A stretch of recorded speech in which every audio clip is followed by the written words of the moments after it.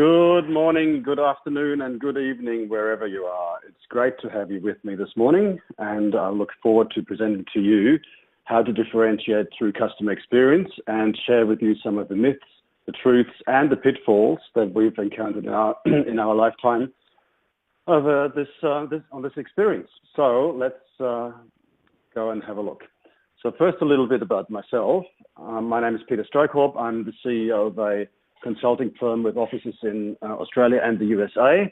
We've just, this is a great announcement to make, we've just licensed our methodology to a US-based consulting firm. So if you're in the US or North American market, we are now locally available to you, and please contact me directly to find out more about how that can work.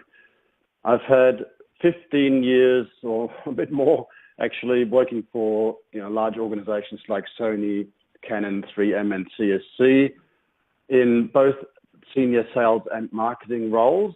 And I've seen the whole time how sales and marketing talk more about each other than to each other in these organizations. And that's kind of prompted me to go out into business and to start this consulting firm of mine. So the next thing is that I'm a guest lecturer in the Executive MBA program at the Sydney Business School. So this is the MBA for existing executives, and I've taken it upon myself there to basically help bring sales into the subject of the MBA, because it talks about, the MBA traditionally talks about, HR and logistics and finance and, marketing, but not really selling. And selling really is where the majority of revenue comes from in organizations. And so why wouldn't you talk about sales? And I know that there's a lot of organizations that, a lot of companies that think that the marketing function is more important than the sales function. But if you look at where the rubber hits the road, it's not really the case. I am also a publisher on several LinkedIn groups, including the Sales and Marketing Collaboration Community. And I'm a blogger, an international keynote speaker, and executive mentor and coach. So if you're interested in being coached or being mentored, please let me know. And I've published a book called The One Team Method, which talks about how your business teams can perform together as one high-performing revenue team. And we'll talk about that in some more detail in another webcast. And I've also been featured in World Class Magazine, Selling Power Magazine, and Marketing Magazine, and my contact details are there. So let's just get started with this presentation. And I just want to go back and just go to the traditional sales cycle. So this is where, a sales rep has some targets to meet. They contact their sales prospects. They find out whether they have a problem that they can solve. They demonstrate their capability to solve the problem. Then we negotiate and we hopefully make a sale. And then we start again, which is why we call this the sales cycle. Now, the reason I'm showing you the sales cycle is that selling has changed. And how has it changed? Well, we've tried to follow the sales cycle and chase the customer, and most organizations are still doing that. But sales have dropped off over recent times, and what we're finding now is that doing tactical things like providing more sales training doesn't really have the same effect as it used to. A lot of organizations that I speak to, they go, "Oh, our salespeople are not selling enough. We need to give them more sales training." But the sales training consists of them putting it into a room for 3 days with a trainer to coach them at some new sales or selling methodology, and then they get at the end of the 3 days they get a slap on the back and they get told, now use the new methodology and good luck to you, and that's it. So after 3 days of being trained, they're then meant to be proficient at this new methodology. By the way, often the head of sales does not attend the sales training, and the head of marketing certainly doesn't. And so they're not really sure what's being trained. But then a phenomenon that happens is the usual traditional standards, everybody knows it, change management curve, which goes, things will get worse before they get better.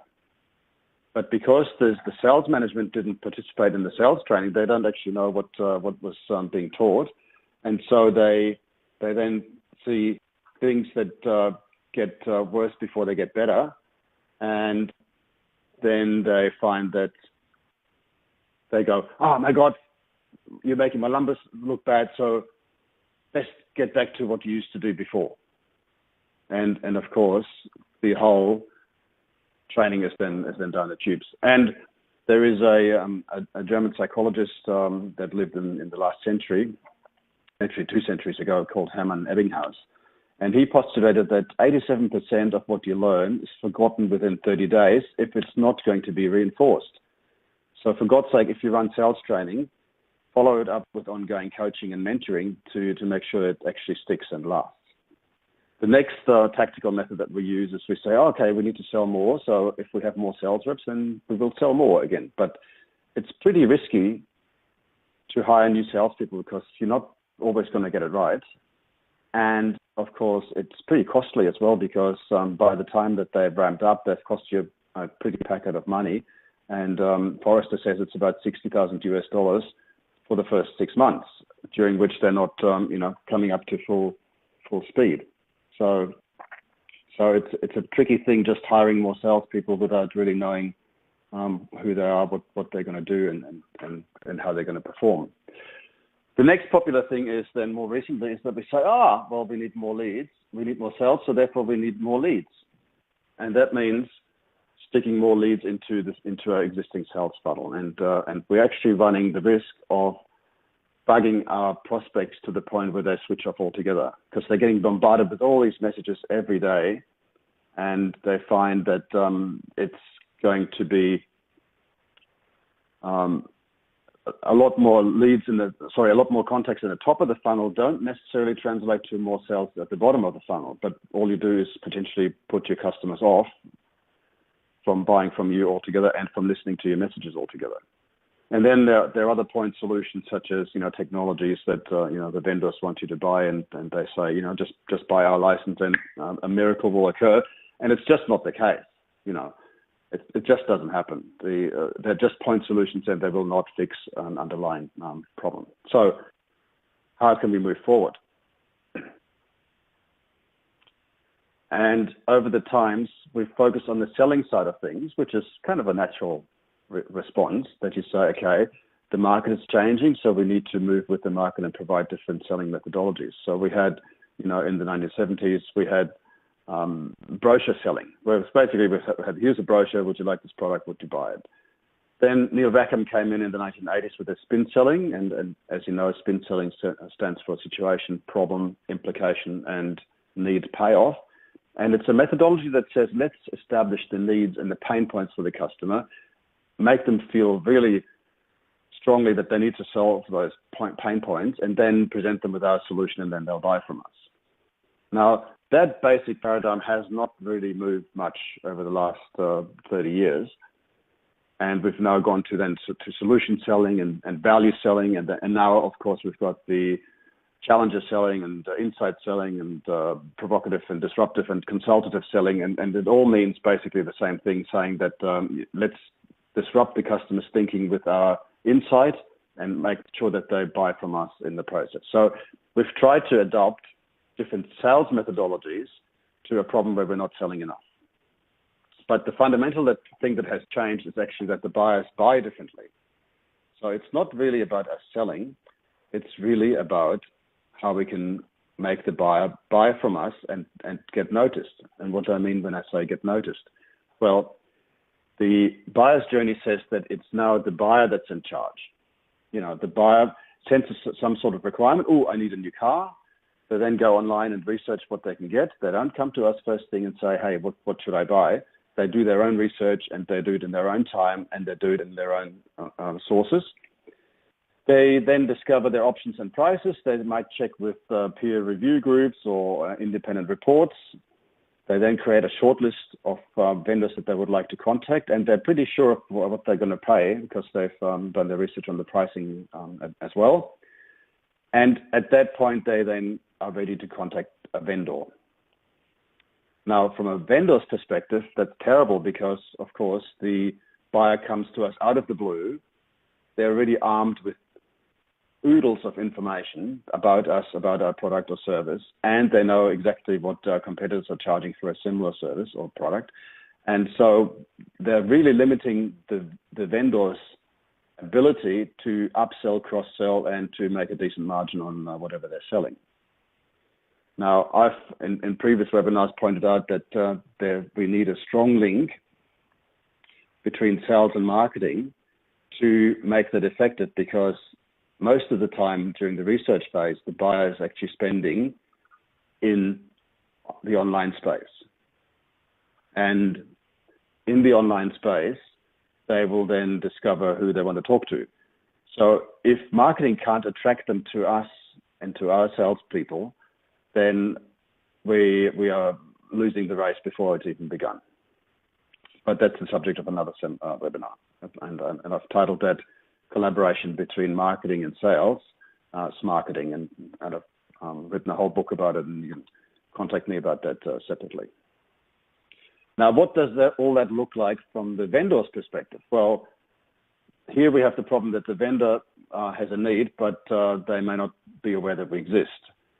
And then through social media and content marketing, or sometimes called inbound marketing, we make ourselves visible online during the research phase of the buyer. So we say, look at me, look at me, look at me, while they're researching, and in the hope and the strategy says they will find us online, and then they will contact us and they will buy from us, or at least we'll increase our chances that they'll find us, and we'll increase our chances that they'll contact us, and we'll increase our chances that they will buy from us.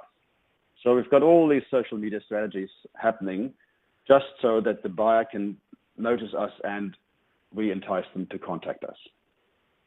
So that's content marketing and social media marketing. But there is a strange phenomenon happening now, namely that we have a whole bunch of companies trying to make themselves noticed in the buyer's journey during the research phase. And what happens is that we spend billions and billions and billions of dollars cumulatively to attract the buyer to us and to be visible to them. But there's this arms race going on whereby more and more buyers are now turning off these messages by protecting themselves with anti-advertising software, so ad avoidance software. So we've got this arms race going on where vendors are spending more to be noticed, and consumers are spending more to avoid the messaging that we're getting. And so it's a really strange time in marketing whereby we've got this what I call arms race going on, where we're outspending each other to get through and yet to avoid each other. So it's a really, really weird situation. So why do we talk about customer experience and customer centricity? Well, if you look at all the different opportunities for competitive advantage, in the past, we used to go on lowest price. We're the cheapest, buy from us. We're the cheapest, buy from us. But that doesn't really cut it anymore, because now we're looking for value as buyers. We're looking for value. Then vendors used to go and say, well, we have the best features in our products. Look at our products. They're fantastic. They're fast. They're efficient. They work well. They're reliable. But people don't want to buy features anymore. They want to buy value. Then we said, okay, we're going to differentiate ourselves through good service, after-market, after-sales service, and we're going to provide a great service experience so that when something goes wrong, we fix it up for them. But if you put all that together and you want to create value for the customer, and you want to make sure that the customer perceives it as value, then really we're talking about providing a superior customer experience. And a superior customer experience comes through customer centricity.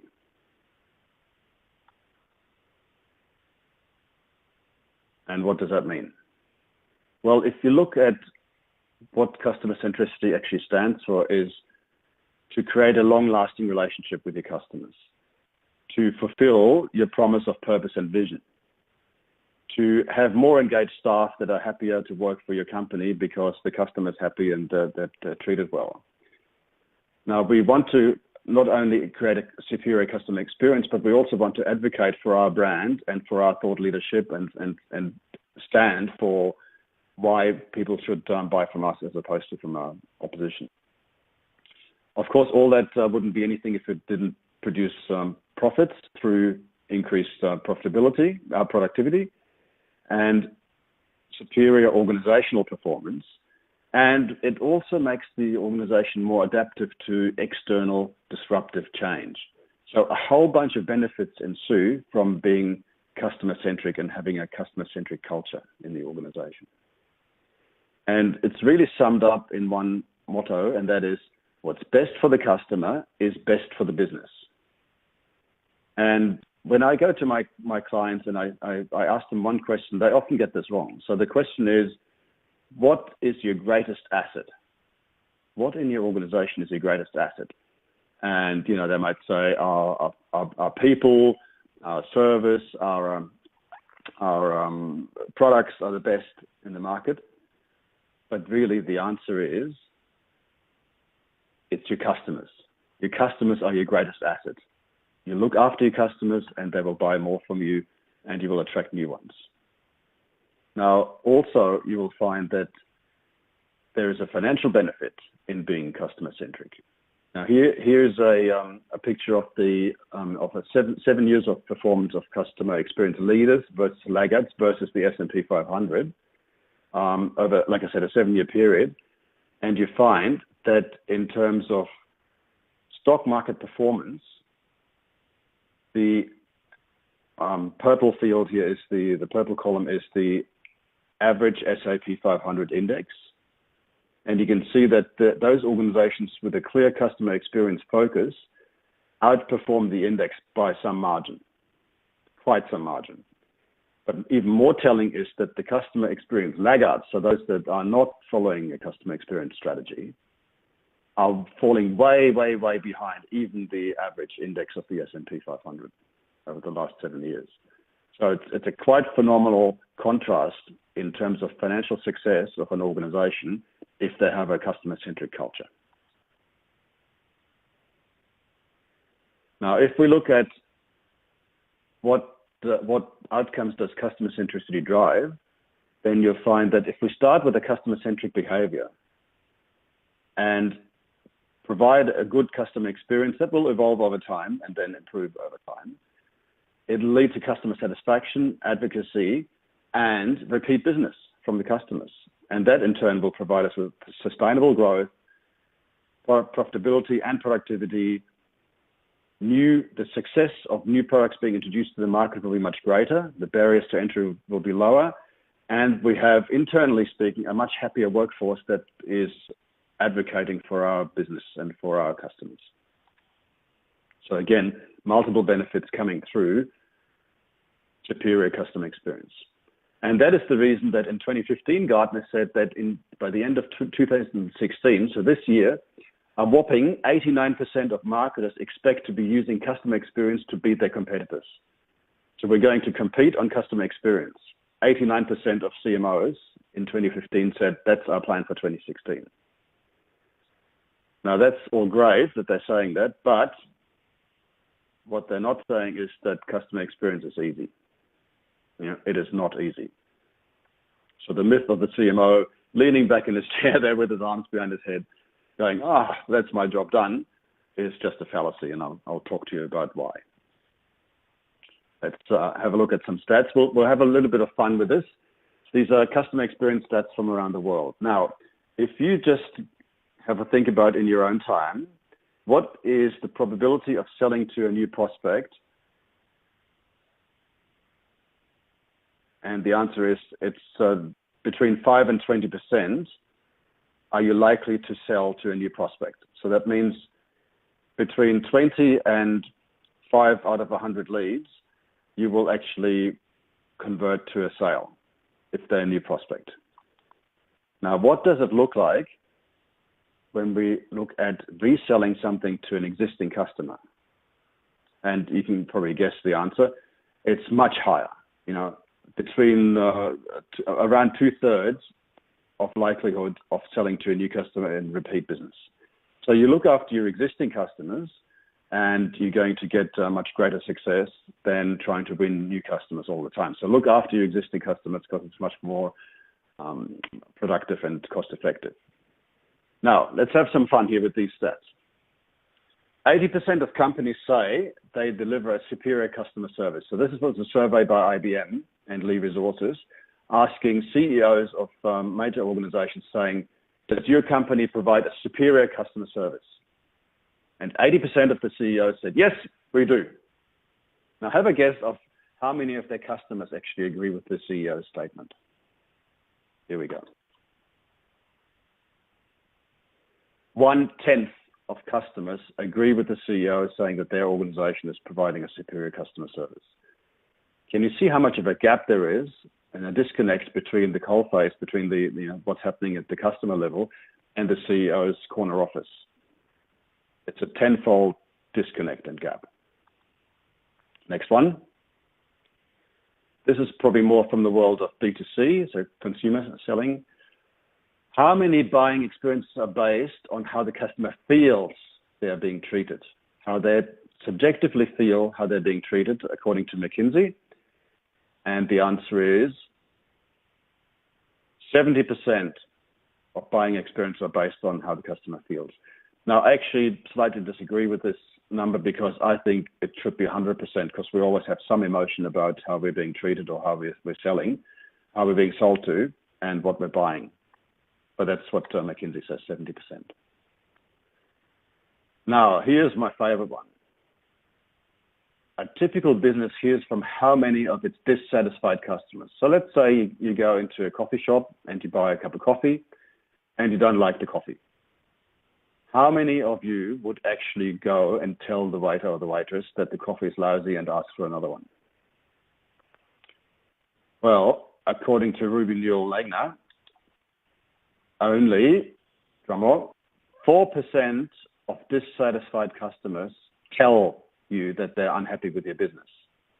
Turn that around and it means a whopping 96% of your customers will just slink away, just quietly walk away and never come back and probably tell 10 or 15 others that your coffee is not good.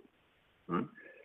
So this is why customer experience is so important, that if you don't know that they're dissatisfied, you can lose 96% of your business practically overnight. You know, have a look at this figure. 4% of dissatisfied customers will tell you that they're unhappy. 96% will not tell you and just never come back and never buy from you again. That should keep any CEO or CFO awake all night long. Now, the last one is how many consumers have bailed on a transaction or not made an intended purchase because of a poor service experience? You know, in my talks, I often talk about telcos and their service experience. This is American Express running this survey saying how many consumers have not concluded a transaction, and you would guess that the number is high, and it's nearly 80%. You know, and I'm actually surprised it's not closer to 100% because customer service is so important these days, and it's so competitive out there that we just really cannot afford to have unhappy and disgruntled customers. I just really quickly want to talk about Peter Bertels. So he's the CEO of a company called Super Retail Group, and they have several brands that in retail stores. And he was saying in a presentation that our customers are not our biggest focus right now. Now, interestingly, that presentation was made at the Customer Excellence Awards Gala Night in Melbourne in Australia. And he said his opening statement in his keynote speech to the Customer Retail Excellence Awards audience was, our customers are not our greatest focus. Now, he floored the audience. Can you imagine the reaction in the room? They're all there for Customer Awards, Excellence Awards, and he says they're not important to us. But then he qualified it by saying that my organization is not ready to respond to the feedback that we're getting from customers. What we're looking to do is to actually unite our own people first so that they can be customer focused and have the right attitude and the right mindset first before we go out to the customer and tell them that we're providing a superior customer experience, because we just will not be in a position to do that. So I've used the examples of sales and marketing here, but you can use any two business teams. if any one of your divisions, any one of your departments talks to customers, interacts with customers, advertises to customers, markets to customers, sells to customers, and they're not talking to each other, you can just imagine what confusion and disconnect will happen at the customer end when they get multiple messages from different people in the organization with different meanings and different results. So it's a bad picture. We've got to get the people to talk to each other and to align and to have a 360-degree customer focus, as I call it. Because then everybody wins. Your teams win, your organization wins, and your customers win because they get a much nicer customer experience. They're much happier buying from you, and they will come back and buy more. It's just as simple as that. We've got to have that loop closed, and we've got to have a 360-degree customer focus across all the different divisions in our organization. So what does that mean in practice, though? I've now compiled here 7 typical experience that any reasonable customer would expect from your organization, right? And the 7 are all there. It's just make me feel important, keep what you're promising, don't bring me any problems, bring me solutions. Make sure that I know that you care, be fair and equitable, no sneaky tricks, no nasty surprises. Again, be fair. And if something goes wrong, be quick to act or react and don't keep me hanging. So there's 7 pretty, reasonable expectations that your customers have on you. But now have a look how difficult it is to implement those. So in the first column here, we've got those 7 expectations. And across in the rows, we have the expectations. And in the columns, we have your business units. So we've got sales, we've got marketing, we've got your service team, and then we've got your back office operations, as an example. And you can see that across the 4 silos, all to implement all those 7 customer expectations would be pretty tricky. But now, if you drill down on that, you will find that each one of your vertical silos has processes, people, and technology embedded in them. And if you then try to implement those 7 customer promises across the 4 different back office silos, and then make sure that you integrate that with your people, your processes, and your technologies, it becomes a pretty complex picture. See how small those squares get? That's a lot of balls in the air, a lot of juggling to be done. So it's not easy implementing customer experience into an organization. And that's why Peter Bertels said, we got to get our people ready first. But why is he doing it? Well, because customer experience has deep financial impact. We saw that before in the SAP 500. But a lot of organizations think customer experience is just a technology matter, and we're just going to throw a CRM tool at it or some marketing automation tool at it, and that will solve our problem. Click. It does not. According to Accenture and CSO Insights, the adoption rate of users is less than 50%, which means that the CRM will just not stand up to the business case that you bought it on the basis of which you bought it in the first place. And even more damning, and fewer than 15% of organizations that implemented sales tools, that means technology, improved their win rates. 85% did not improve their win rates, even though they spent a lot of money on new technology. So be very careful that you don't think that technology will deliver a miracle alone. It's got to be people, process, and technology, which basically, and of those 3, we advocate very strongly, and we find that in our experience, it gives you the best result if you start with the people first.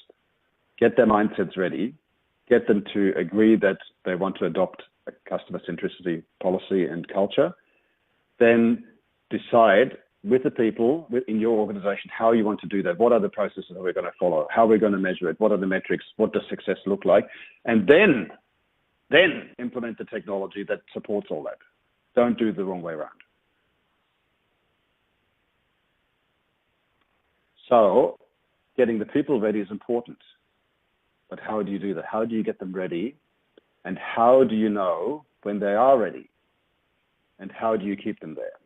We're going to cover that next. Now, I just want to say if you have any questions, please type them in now because I'll answer them during the course of this webcast. So if you have any questions right now, please type them in and I'll address them. Well, in the meanwhile, I'll keep going. There's something called the Market Responsiveness Index, or MRI. And what it does is it helps you to understand how ready is my organization to even be customer-centric. And how ready are we across 8 different parameters so that we can actually measure the level of readiness across 8 different parameters, both inward-looking and outward-looking in our organization, in terms to getting that more customer acquisition and revenue growth into our organization. So we can actually now measure how ready are we before we start even offering a superior customer service. How ready are we to actually deliver on that internally? And it's very important that we do that. So here are 2 scores, one from a market customer centricity leader and one from a customer centricity laggard. Now, I don't need to tell you that the one on the right is the laggard and the one on the left is the leader. So you can see that out of a score between 0 and 100% across those 8 different parameters, such as customer insight and collaboration and competitor insight, we can see how prepared we are as an organization to even deliver a superior customer experience. And clearly the one on the right has a lot more work to do than the one on the left. But unless you take the metric, you don't actually know where your organization sits, and even worse, you don't know where the opportunities are and where the challenges are for you to become customer-centric. So by measuring it, you can actually manage it.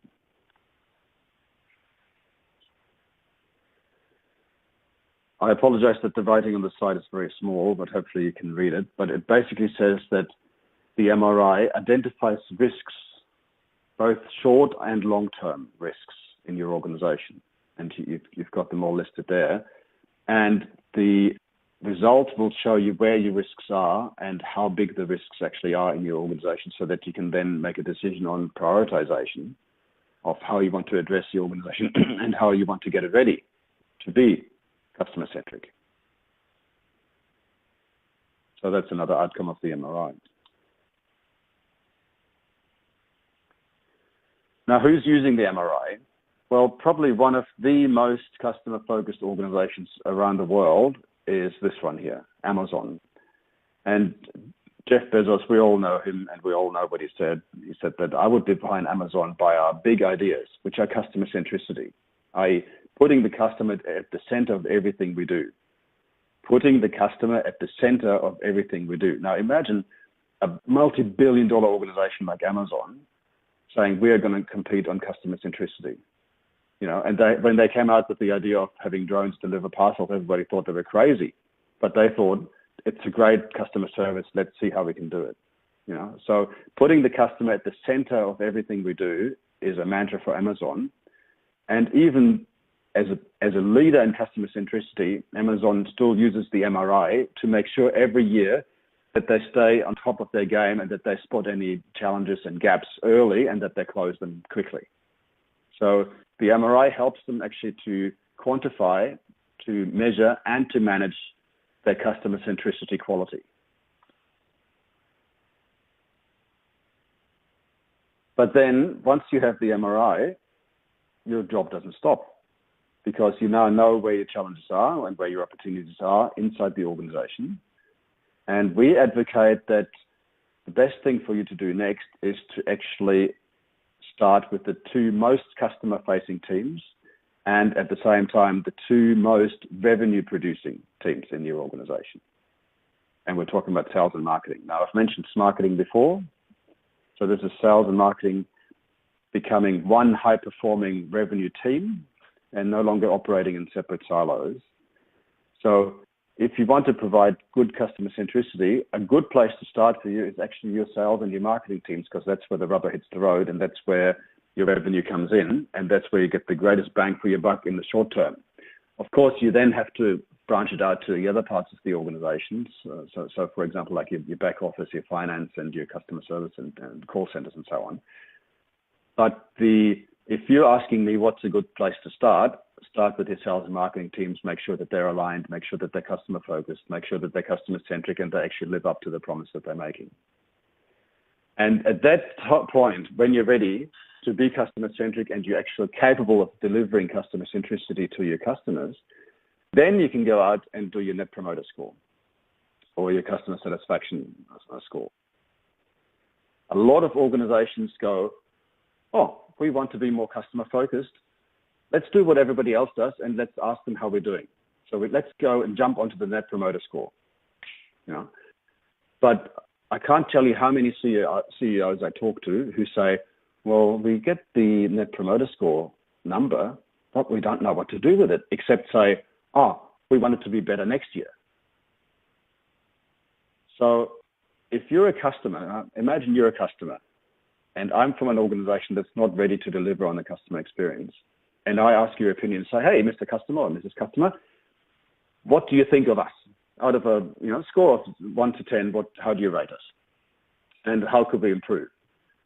And then I give you that information, but because the organization is not ready to respond to that feedback, nothing happens. So me as the customer, I've given you my feedback, you've asked me my opinion, I've given it, nothing happens. How do I feel about your organization now? How valued do I feel that my opinion is being listened to and heard? Exactly. Not very much. So for God's sake, don't start with the Net Promoter Score first if your organization is not ready to respond to the feedback that your customers are giving you. The Net Promoter Score absolutely has a place in this picture, but do not start with it first. Make sure your organization is ready first, implement it at your most revenue-generating parts of the business, and then test your customers and say, how are we doing and how can we do better by using tools like the Net Promoter Score or Customer Sat Index or whatever it is, right?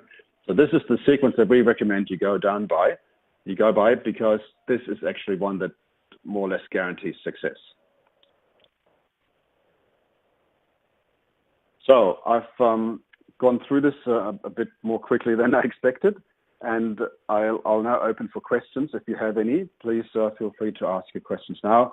I'll just stand by for a little while, waiting for you to do that. In the meanwhile, I'll also say that there are links there to my personal email address, so you can reach out to me personally with your questions and queries.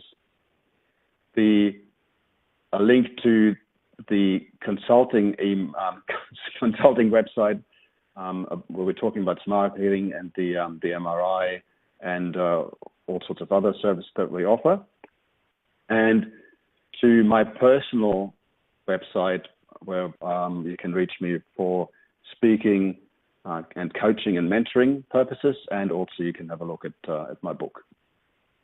So you've got 3 different ways to get in touch with me, and I look forward to hearing from you. Now, if you are looking to get ready for in your organization for 2017 to make an early start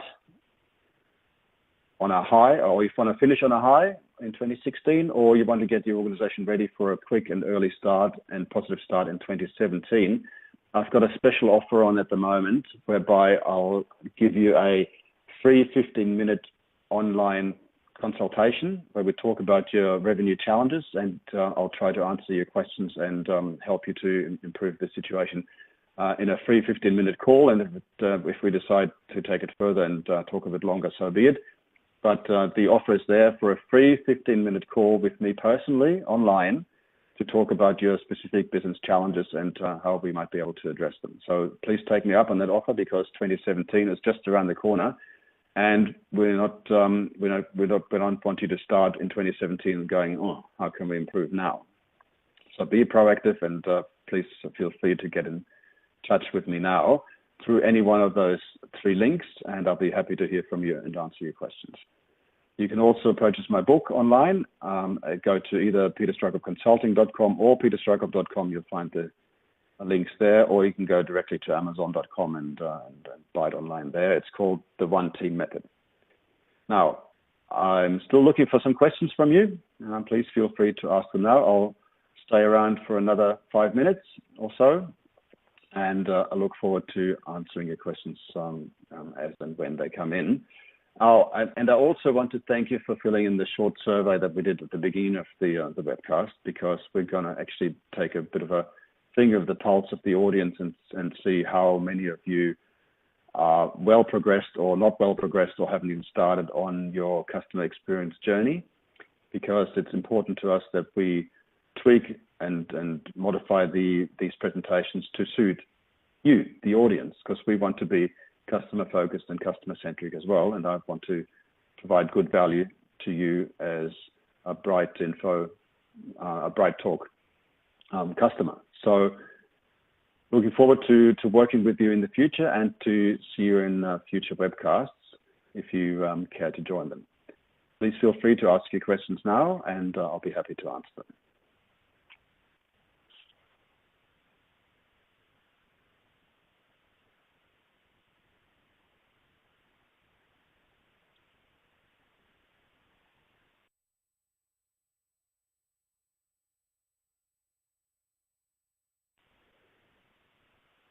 Okay, John from San Francisco has asked a question. He's asked, how much is it?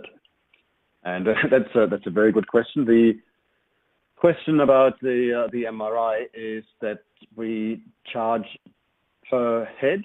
So you can start off with your executive leadership team, or you can start with your with just one vertical market if you like, or you can just do the whole organization in its entirety if you like. But the MRI is charged on a per capita, so per head basis, and we're talking only about a couple of $100 per head potentially, depending on the number of participants in there. And for that, you get the entire market response index across those 7 or 8 parameters, and you get a report and an executive review with your leadership team to help you interpret what the report says. So all that's included in there. As far as the one team method is concerned, we start off, it's a 5-step process. So this is the methodology to bring your sales and marketing teams together to be one high performing revenue team. It can be as short as 6 to 12 weeks, and it starts out at $97 per person to assess where you're at today, to give you the report, and to review the results with your executive team. So it can be very quick, it can be very expensive, but it can make a huge difference to your organization in a very short period of time. So please, if you're interested in that, get in touch, and we'll talk some more about it. So thanks, Joe, for that question there. That's a very good one and very important. I'm sure the rest of the audience enjoyed that one as well. Please keep your questions coming. I'd be happy to answer them.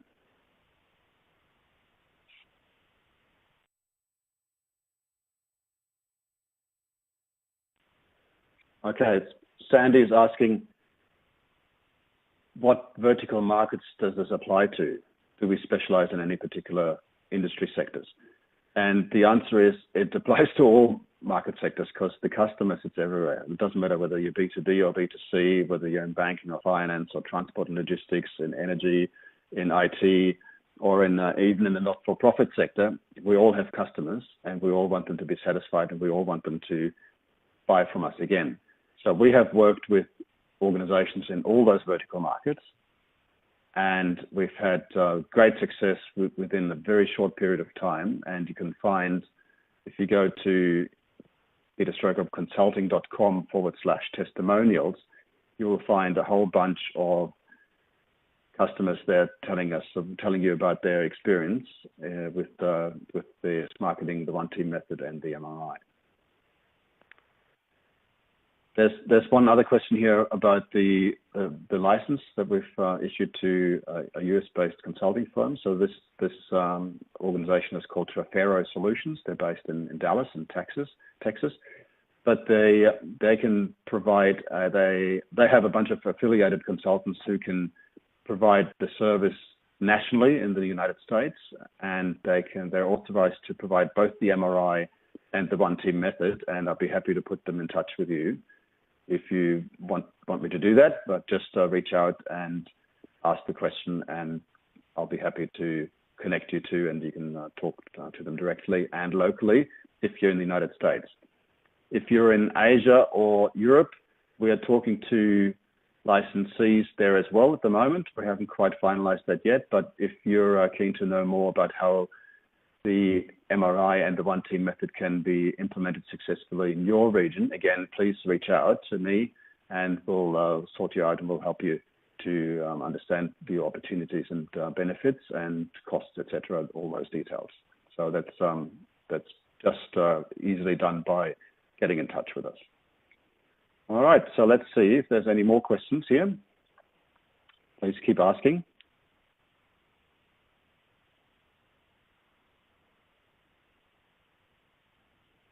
All right, it looks like we have answered all the questions that you have. So look, I thank you very much for participating in this webcast. I hope you got a lot of value out of it.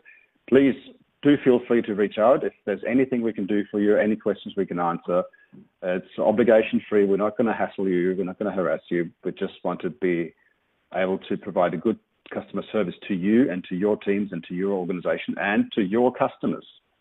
So with that, my name is Peter Stroykop. I'm the CEO of Peter Stroykop Consulting International, and I look forward to hearing from you or to seeing you in my next webcast. All the best now. Thank you very much for joining us. Good night, good morning, good afternoon, good evening. Bye-bye.